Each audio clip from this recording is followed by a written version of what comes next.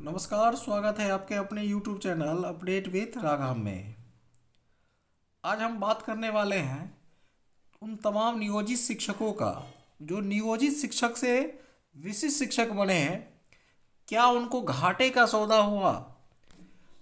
एक खबर आ रही है, जितने भी नियोजित शिक्षक जो नियोजित शिक्षक राज्य कर्मी का बने हैं उनमें से 12,000 ऐसे शिक्षक हैं जिनको उचित एचआरए नहीं मिल रहा है।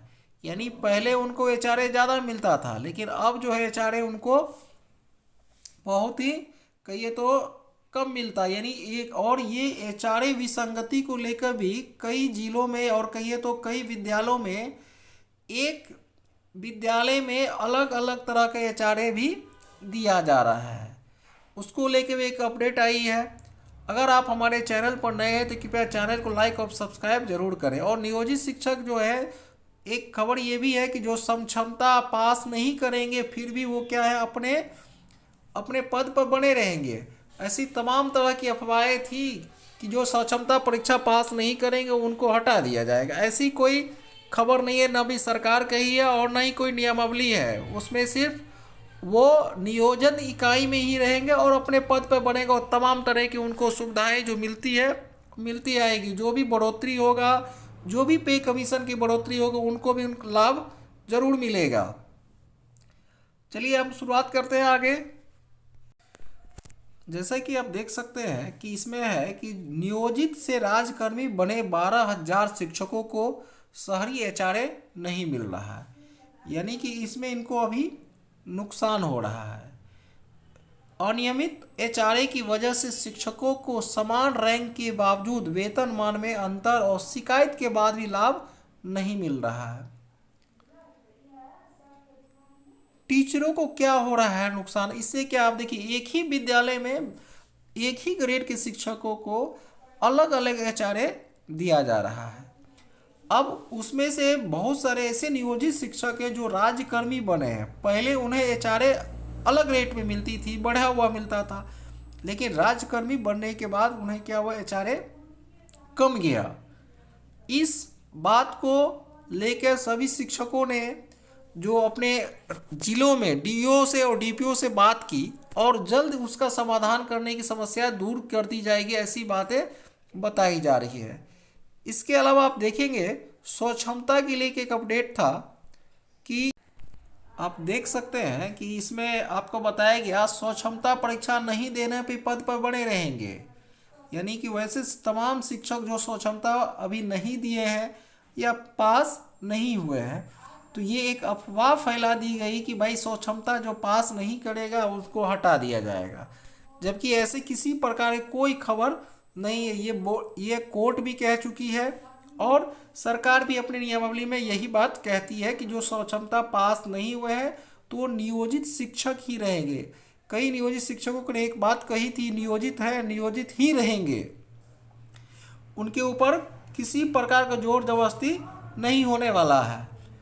अब उसमें देखिएगा 9वीं से 12वीं तक स्वच्छता परिणाम घोषित किया गया था। उसमें कि बहुत सारे कहिए तो लगभग 80-82 हज़ार शिक्षक जो है इस स्वच्छता 5 में बैठेंगे या कुछ शिक्षक नहीं भी बैठ सकते, ऐसा शिक्षक संघ ने कहा है। अब उनको भी तमाम तरह की सुविधाएं मिलने वाली है। ऐसी पूरी तरह से ये कोरी अफवाह है कि एकदम झूठ है कहिए तो कि उनको हटा दिया जाएगा। सरकार ने सिर्फ इतना ही कहा है कि जिनका फर्जी डॉक्यूमेंट है, जो गलत तरीके से आए हैं, उनको हटाने का काम चल रहा है, ना कि सभी शिक्षकों को हटाने की बात कही जा रही है। अब देखेंगे, अब देख सकते हैं कि पंचायत शिक्षिका का प्रमाण पत्र जो यहाँ पर है, पत्र फर्जी है, प्राथमिकी इन पर दर्ज की गई है।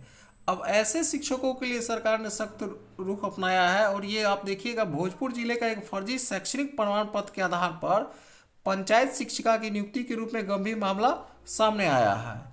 इस संबंध में निगरानी अन्वेषण ब्यूरो पटना के निर्देश पर संदेह प्राथमिकी दर्ज कर ली गई है।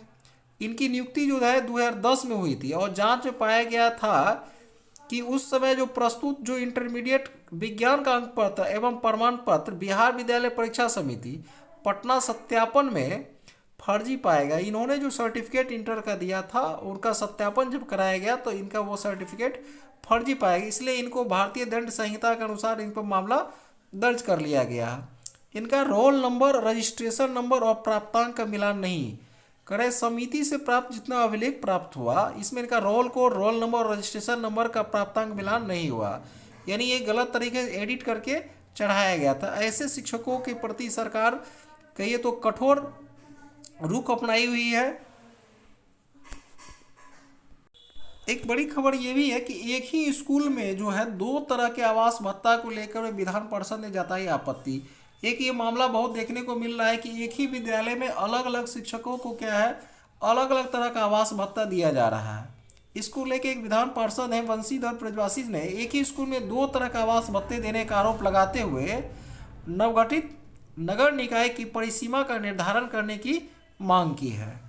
उन्होंने इस संबंध में स्पष्ट आदेश जारी किया जाना चाहिए जहां पूर्व में शहरी आवास भत्ता दिया जा रहा है, उन विद्यालयों में नव पदस्थापित शिक्षकों को आवास भत्ता के अलग से दूरी प्रमाण पत्र की बाध्यता को समाप्त कर पूर्व से कार्यरत शिक्षकों को समरूप आवास भत्ता दिया जाए। यानी कि पहले से जो आवास भत्ता जिस विद्यालय में मिल रहा है, जो पुराने शिक्षकों को बढ़ा हुआ आवास भत्ता मिल रहा है, तो नए शिक्षकों का आवास भत्ता भी उतना ही मिलना चाहिए, ना कि उन्हें फिर से दूरी प्रमाण पत्र वगैरह बनवाने की बात कही जानी चाहिए, ऐसी मांग की गई है। अगर आपको हमारा अपडेट अच्छा लगे तो कृपया चैनल को लाइक और सब्सक्राइब करना ना भूलें।